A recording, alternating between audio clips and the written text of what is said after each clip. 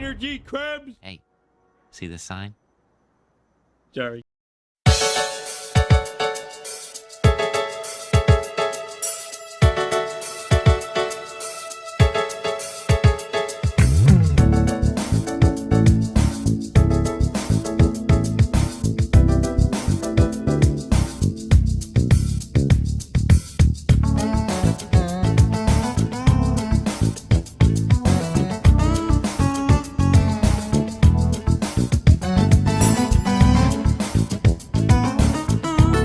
Hi,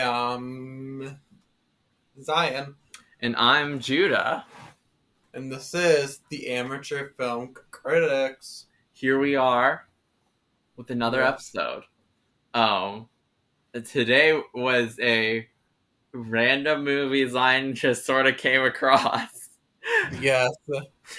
Well, basically Zion sort of just texted me earlier this week and said, we got to do this movie for the podcast. And he said, the movie he told me was Dr. Strangelove, which is another Stanley Kubrick film. If you don't know, our very first episode of this was supposed to, of the Amateur Film Critics, was supposed to be 2001: A Space Odyssey, one of Kubrick's most famous films. Yeah. But that episode got lost because it sort of, like, the file was pretty bad. So here we are sort of making up for that in a way, I would say. Yeah. And I gotta say, Zion, I did not know what to expect going into this. I thought it was going to be a little bit of a comedy film. And even though it was supposed to be, it was way different than that, I would say. Yeah, it didn't feel like a comedy It film. did not feel like a comedy film, but it was still really interesting. I was like, That was an interesting Stanley Kubrick film. I was super surprised and shocked at, like, throughout most of the movie. And it actually really kept my attention way better than I thought it would. Yeah. But I think going right into it, I'm going to read us a little plot overview.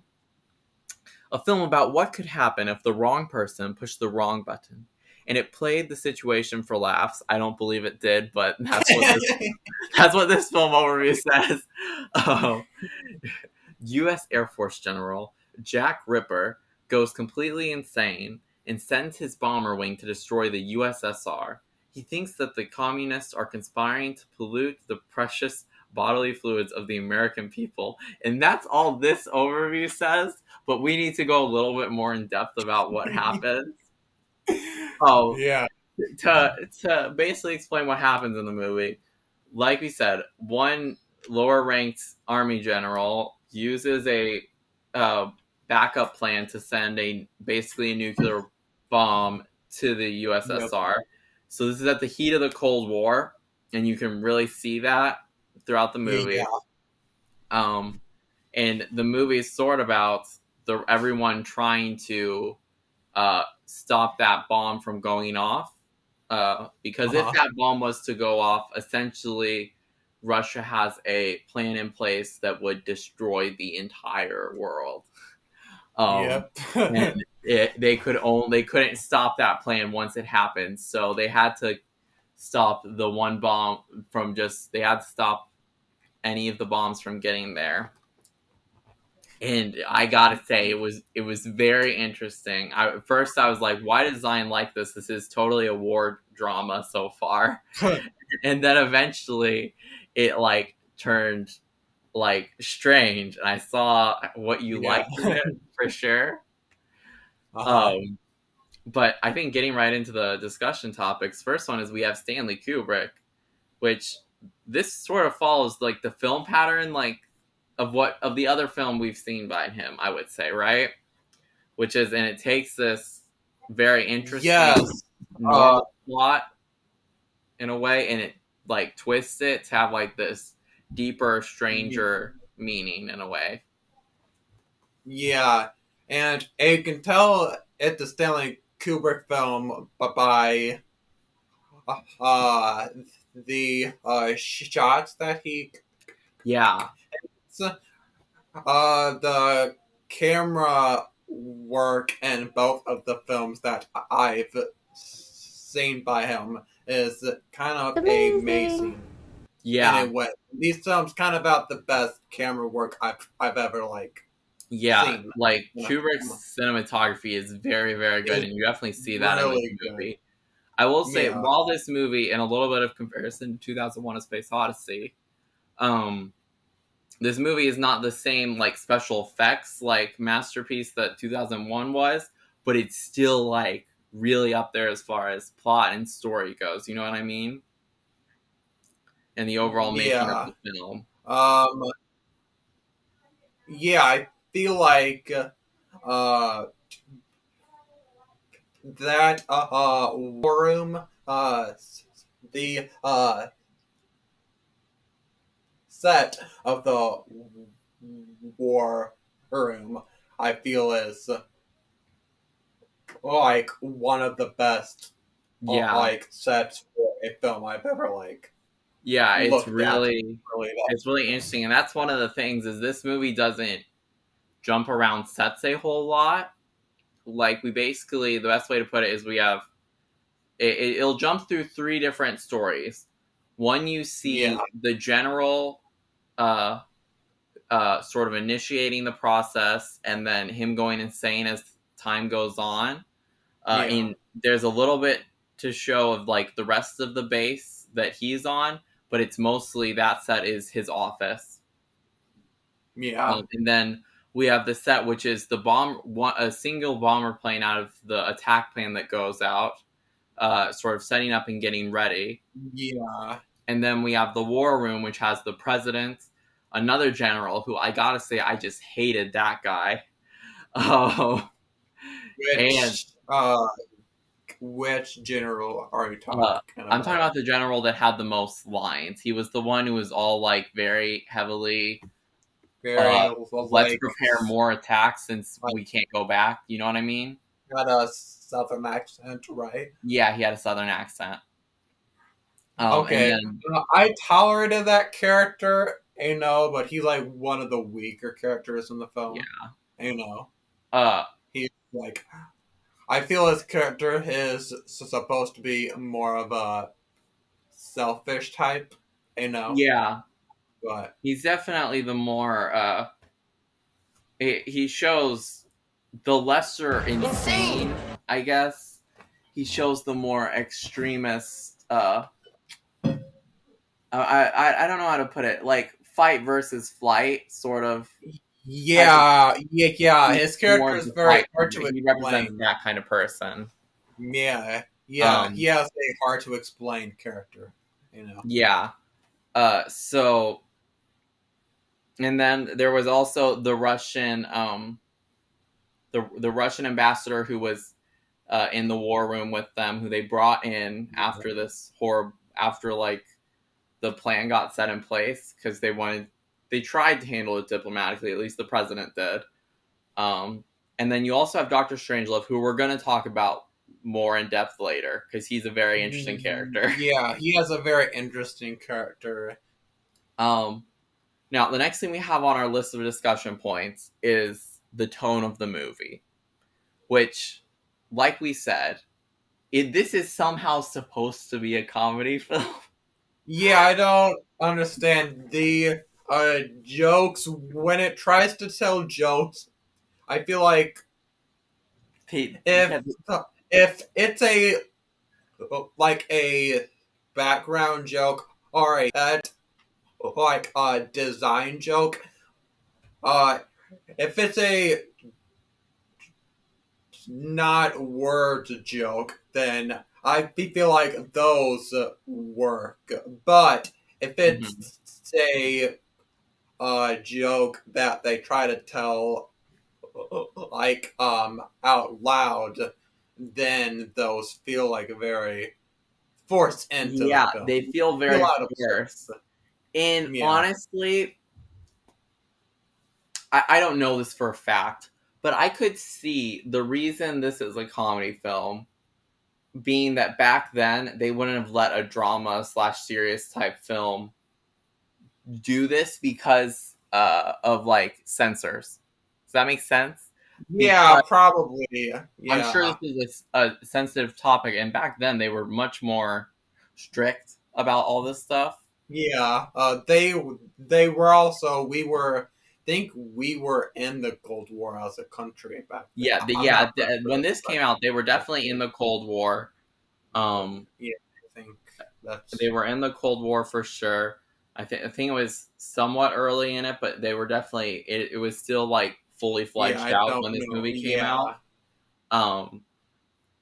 And then yeah. so And so you this have was that, a and then you very also have the sensitive tough topic topic. So that's why. of nuclear weapons, which people were all scared about because they thought basically back then the big thing was mutually assured destruction, which is if just one person decided to send one of these, the entire world would turn into a wasteland because war would break out, right? Yeah. So you Okay. have that. So you have these serious topics Yeah, going on, and then just these weird, out of nowhere things. And I'm wondering if that's to sort of make it, I think remove that. people from it. Does that make sense? Yeah, I think that might have been the reason. Now that I think about it, yeah, makes sense for that being the reason why those 'Cause jokes are in there. But with movies like 2001: A Space yeah. Odyssey, I don't think Kubrick would. I don't think Kubrick. I think Kubrick might lean more toward a serious film. You know what I mean? But he decided he wanted to do a film 2001 about is this, so he made it a comedy. yeah, 2001: A Space Odyssey feels like it's a very like serious film, but they weren't in that film talking about like serious topics though. Yeah, And these were kind of like make believe topics. And this film though, they're science talking fiction. about topics that people were actually afraid could happen in like real life. Yeah. So So the ending of the film, right? the ending. Let's talk about the ending of the film compared to the original Lost ending. Yeah. So Are the those film closest? ends very strangely, and I think to describe it a little bit, Yeah. spoilers, but this is like a 50-year-old movie, so if This you're is really worried about spoilers, you get over yourself, I guess. Yeah, this is a movie. Yeah, this is a movie that You came have out in time to like watch this. So It's on HBO Max. If you want time to like stop and go watch it, I absolutely recommend it to anybody to go watch it. yeah, it's a really good film. But spoilers, the movie ends, the bomb goes off, and you basically have Dr. Strangelove, who's this wheelchair stricken German scientist who was in the war room, come and basically give a possible way to keep the human race alive by them going in the bottom of a mine shaft. And there's a lot of dystopian points of it that I'm not going to go into huge detail about. And then it just ends with the Russian guy who we thought was sort of on their side taking a picture of their war room board, and then what's his face, Dr. Strangelove, stands up out of his wheelchair and just as about and realizes he can walk, and it cuts away, and that's the end. And there's a little song where they throw nuclear bombs. To song, which we really like the song. Yeah, I really like the song they choose. What was the song again? We'll meet again. It's We'll Meet Again, which was also in Gravity Falls. Think Bill Cipher sings it in Gravity Falls. Oh yeah, that sounds about right. Yeah. Now I understand why he sings that song. But Sir, I have a plan. Monsieur, I can walk.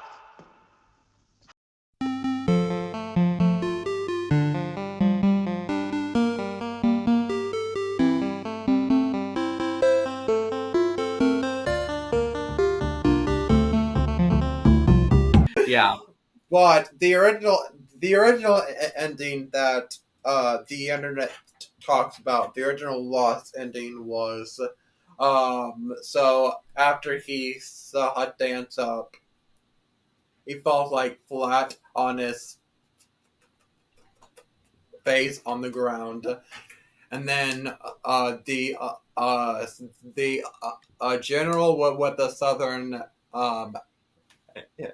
accent sees the Russian guy taking pictures and tries to get a hold of him. And the Russian guy grabs the pie and throws it. It is another guy, and in a pie fight. Well, then we see the Russian guy and the president of like America building sandcastles out of the pies, and then Yeah. and then that shows Russia and America like coming together, and so everyone cheers, which I don't know.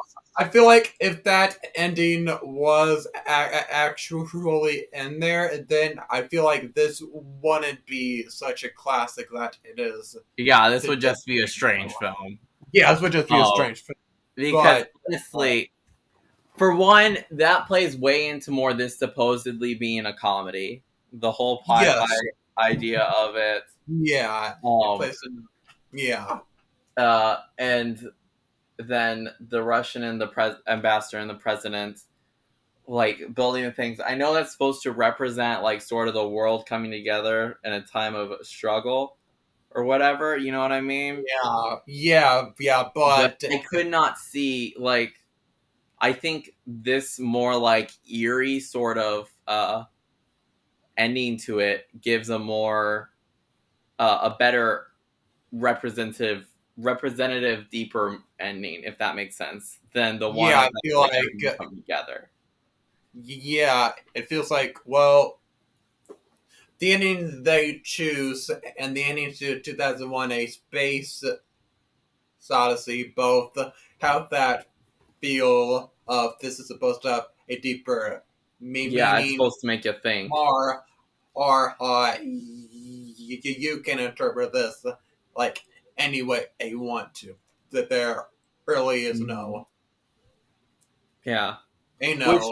Which, going into that a little bit, I would interpret it of I don't know, the people would sort of fall into this dystopian world, and there would still be some, I guess the point is there's still supposed to be some conflict between the different countries, even though they are in a like apocalyptic setting now.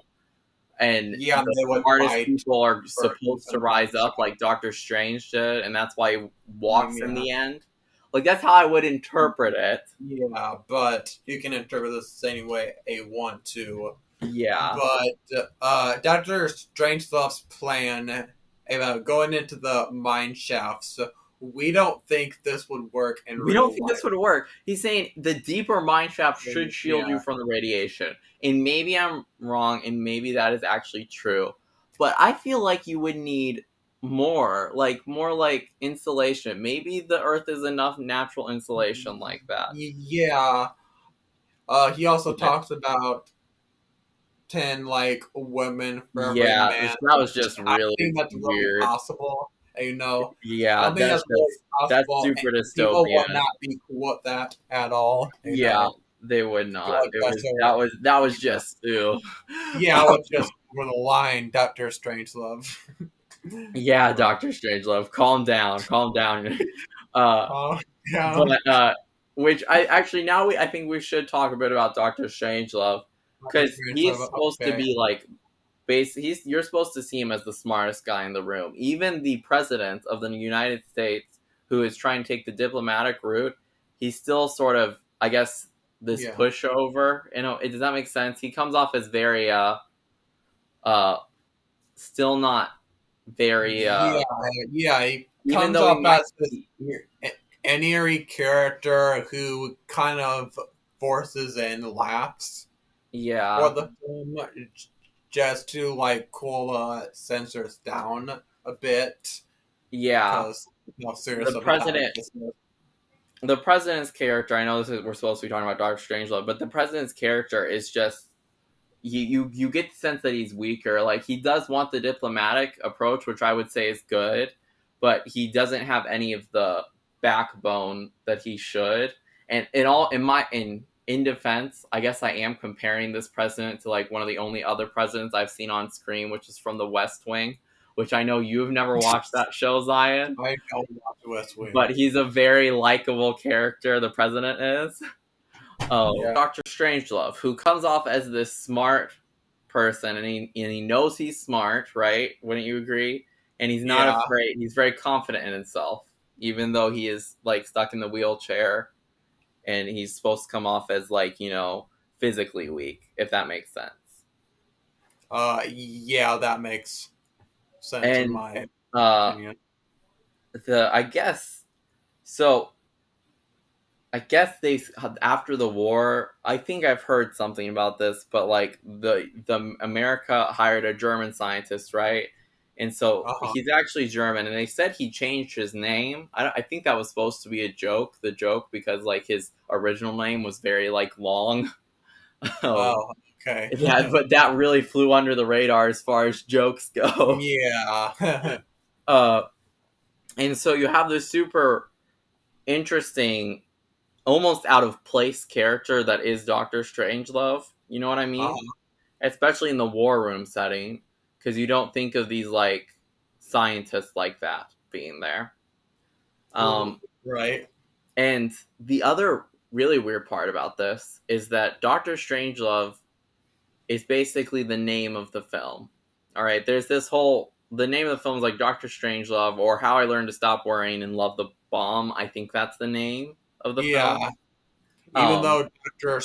Strangelove only is in like 2 scenes of the film. Yeah, I know, right? I would say he's maybe in the film for like 15 minutes top. Yeah. Which is just why. So, but he does have the why most name the film after him. Well, he does have the most interesting like name, though. Yeah. And he's the name that everyone like remembers. Yeah, yeah, because I did not remember any of the other characters' names until like even Jack Ripper, the general who like placed the orders to blow up the place. I did not remember that until I saw it on the script. Yeah, I have trouble remembering his name, but to transition into his character, he's actually like my favorite character in the film. Okay, so that answers the favorite question, the favorite character question we usually have. But and I feel like his character just comes off as I don't know how to explain his character. He's definitely, I'd say his character is like pretty relevant, actually. It's like, he's sort of like this political extremist, but also like he's slightly crazy. You can tell there's other stuff in his life that's made him dive so far deep in like conspiracy theories, and like it's definitely screwed him up in the brain. He has some mental illness there. Yeah, he has the theory on where like he only drinks like pure water, I think he says. Yeah, because fluoridation, which is what he said. I'm pretty sure that's going off the idea of like fluoride being bad, even though like we put in the water to help our teeth. Do you know what I'm talking about? Which made me think of Parks and Rec.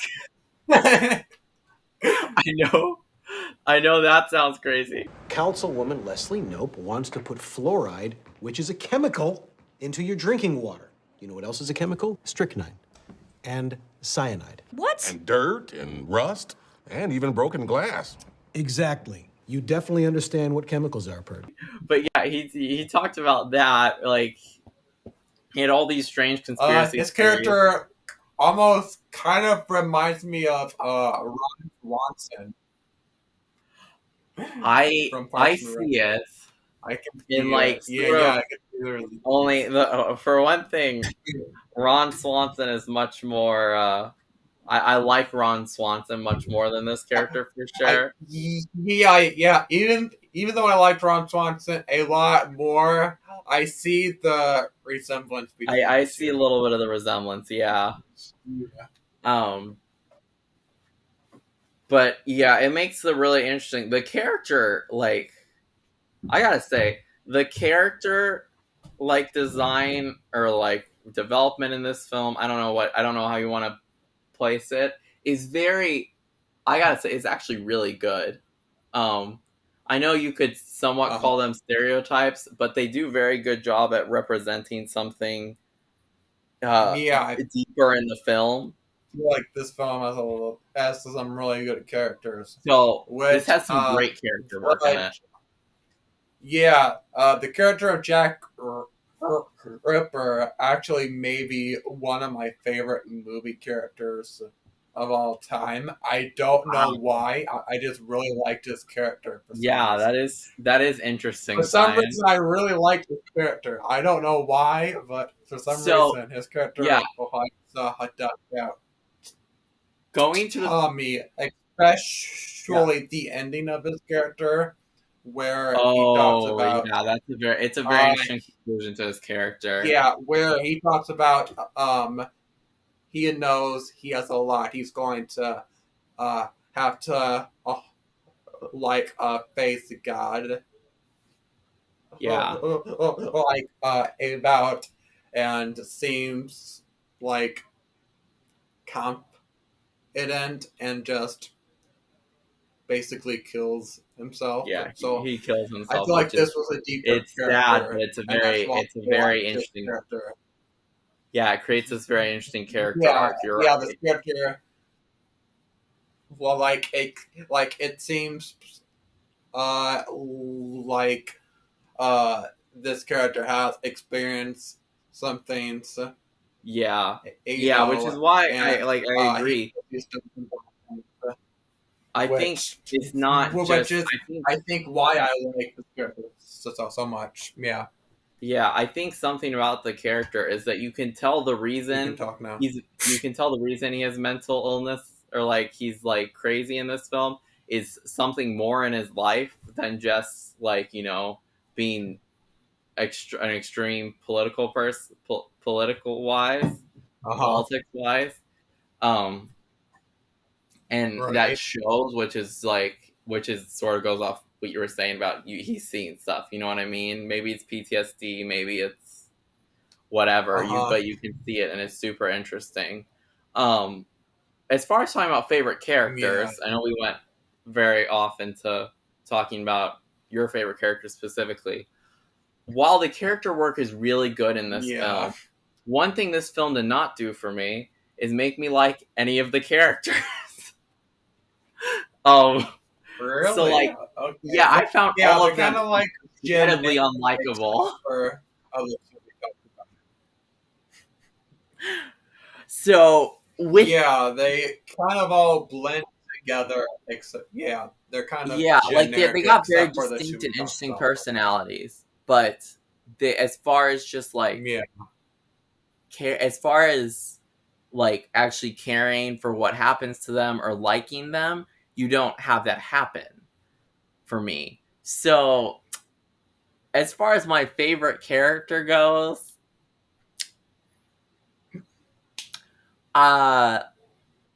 let's say, in the airplane where you have the guys, let's go with the one pilot who had like the southern accent and the cowboy hat. He seemed like a fun guy. Let's go with him. Beforehand, but I think let me just look this up real quick. Okay. Do you want me to talk about my favorite scene while you're looking that up? Yes. All right. Yeah. So my favorite scene, on the other hand, I would probably say,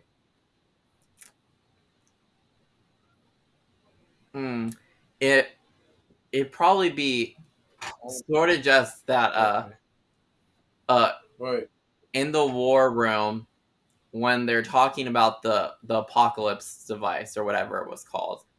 I think that's a very interesting show of like each of the characters. Plus, I liked just sort of all those things in the war room in general because it's a very interesting dynamic as far as all these characters discussing what's happening. Even though we're not seeing it live. Pause your thought. Oh, yes. Pause your thought. real quick. So while I was watching this, I noticed one of the pilots looked and sounded like a lot like James Earl Wait, what? Jones, who was the voice of Darth Vader and Mufasa, and the Lion King, and it turns out that's actually him. It is? Oh my gosh, you're right. Yes. Yeah, well, my mom was on a look. It's beforehand, but I kind of forgot about it. But Okay, yeah. apparently it's him. I Yeah, was James right. Apparently, Earl Jones, my new favorite character. I know he doesn't have, I don't know he doesn't have many lines, but that's my new favorite character. Yeah. Yeah. My other favorite character is the secretary. Oh my gosh, that was so. Right? Doesn't do have a I secretary, know right? that's so awkward and so I just ooh. There's so much to talk about there that I don't want to talk about. Okay, Oh, let's not talk about it. so yeah, going Yeah, back to I have favorite scene. multiple favorite characters, but Yeah, yeah, go you ahead. you really like the characters in this film apparently. Oh, but Okay. going back to favorite scene, I guess the point I'm trying to make is that the war room scenes in general, I just really liked because they showed a very interesting. They moved plot around in a very interesting way without you even seeing like into all the different planes. You know what I mean? Like we only saw that one plane really, and Yeah. that was an interesting part of it. But the war room scenes, like the dialogue felt really good, and it just felt like such an interesting part of the movie, in my opinion. So you can talk about your favorite scene now. Right. My favorite scene, I have two of them. My real favorite scene is it's the it's the it's the talk that what's his name, that Sergeant like Jack Ripper, was it? Wait, hold Mm-hmm. on. The I guy don't have who the script. blew up the stuff, the guy who like initiated Yes. the bombing. Yeah, it's Jack Ripper. It's the conversation that he and the person he has trapped have before he goes and kills himself. I liked that conversation that they had. Yeah. And my other favorite scene is the ending montage of the bombs and the sun playing Yes. at the end. Wait. But like that was That's really, what I said. The bomb montage at the end with the song. That was my favorite. that was scene. a really good montage. That was a really good montage. It's very. It's related yet somehow unrelated to the rest of the movie. You know what I mean? But it's just really like to watch.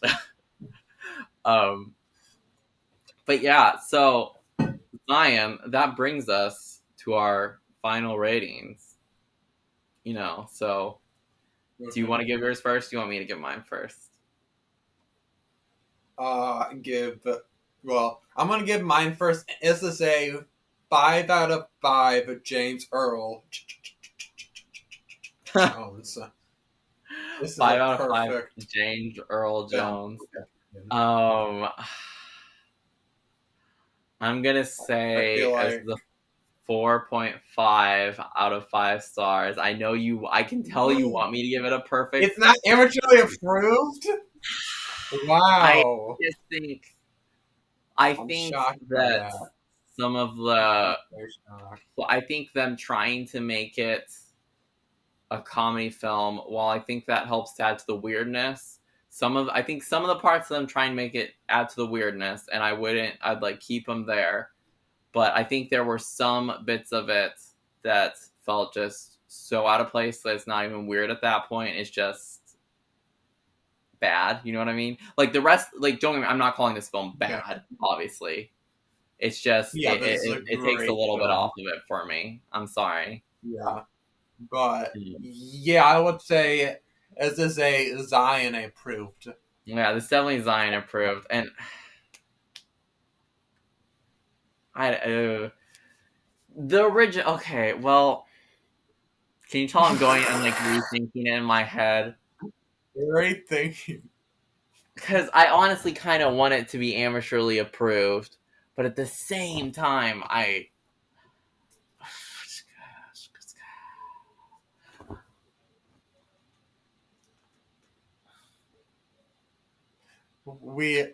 gonna stick it with 4.5. I'm sorry. Okay. Cruella was amateurly approved. Yeah, Cruella. Okay, looking back on Cruella, it should not have been amateurly approved. Cruella was maybe 4 stars. Or we're never gonna live down that Cruella amateurly approved. I don't know what we were thinking in the moment. What were we thinking with that one? I have no idea. But looking back at that, it does not deserve a perfect 10. It doesn't deserve it at all. Yeah. So yeah, this was way better than Cruella. This Doctor Strange. Cruella's still a good movie. Not knocking it too hard, but it's not amateurly approved. And I'm gonna leave this one at not being amateurly approved either. It's still a very good film. It feels like a classic movie, even though it's less talked about. But yeah, you should go watch it. This is a Zion approved film, though. It's Zion approved, and if it's Zion approved, you should go watch it, y'all. Yeah. With that said, that brings us to the end of the video. Thank you for watching. Yeah, thanks for watching. Remember to subscribe and follow our Instagram. There's a link in the description. It's at the Amateur Film Critics. Any last words, Zion? Not any last words. Any last things to say to the people? I'll try to do more September. September is coming, though. I've really been lacking on those, but I'll try to get those. September is coming, just maybe a little slower than expected. Maybe a little slower than expected. Oh, but we will. We've had other projects come up. Yes, that's a good way to put it. We've had other projects come up. More I think of when you're watching. More I think of ideas I'd rather do than September. Yeah, we gotta get to. This is completely unrelated to the video, but we gotta get to editing so that September can be coming when this video comes out. But thank you for watching, y'all. Thanks for watching Good Watchers, as the junior amateur film critic has dubbed you. Oh. Yeah. Film watchers. Bye, y'all.